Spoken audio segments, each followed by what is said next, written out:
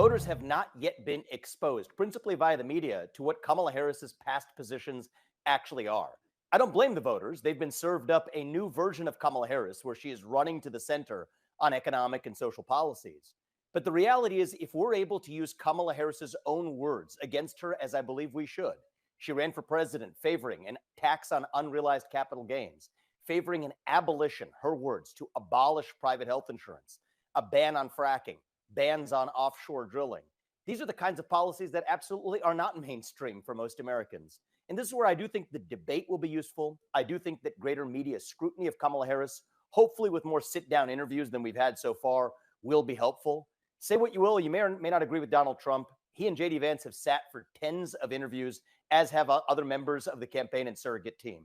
The reality is we haven't seen the same from Kamala Harris. I do expect that's going to change in the next couple of months, and I believe voters are going to be very well informed heading into November. So look, the reality is Donald Trump's been clear about his policy positions. With Kamala Harris, she said she didn't favor a ban on fracking now. The reality is she was one of the strongest proponents of that ban, so much so that when she was in California, she sued the Obama administration over granting fracking permits. She didn't just favor the abolition of private health insurance. She was a co-sponsor of the bill with Bernie Sanders as a U.S. Senator for Medicare for All for Americans.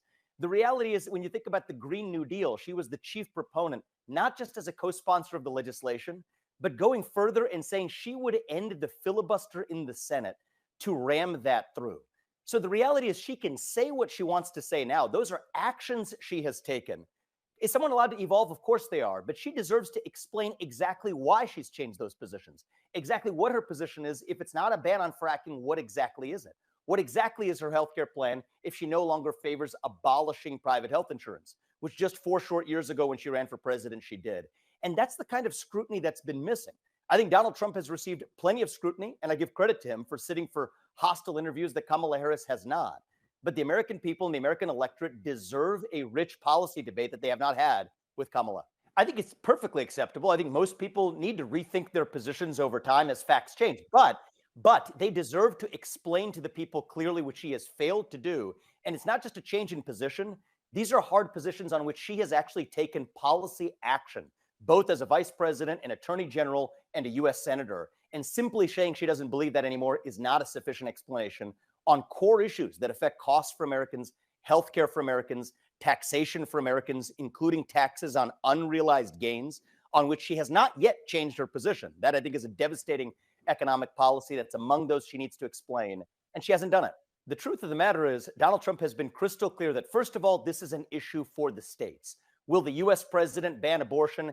And, well, first of all, in his capacity for running for U.S. president, what he's running for Kamala Harris against, he has been clear that he is against a federal ban on abortion. Now, on the Florida bill, which I want to address as well, there is a difference between being opposed to a 6-week ban, which he's been consistent on, both during the campaign when I ran against him, as well as throughout, that he's against a 6-week ban. That is different than what this ballot measure accomplishes. This ballot measure, would, through its vague crafting, would allow abortions far after 6 weeks, arguably under the interpretation of some legal scholars, all the way up to the point of birth. He's against that, and that's been a consistent position as well.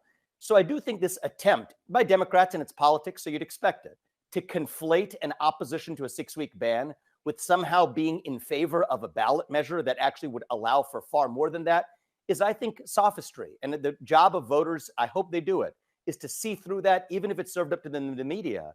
You can't conflate those two things, and I don't think that's an inconsistency, with all due respect. That is and should be illegal, except for when you look at the vaguely drafted statutes that are now expanding in these ballot measures. And I think that's the debate we ought to be having in this country, is an honest debate at the state level. And where I give Donald Trump a lot of credit, and this was my position during the presidential campaign as well, is that this is an issue for the states in a post-Dobbs world. I think Roe was correctly overturned. I think most Republicans agree on that. This is now an issue for the states. And I know the Democrats want to make this a core issue, but the reality is it's not a presidential issue anymore. It belongs to the states. Kamala Harris has wrongly characterized and wrongfully stated, I think in this case I'd call it an outright lie, saying Donald Trump would sign a federal abortion ban when he's been clear that he's against a federal position on this issue. And I think voters deserve that kind of clarity.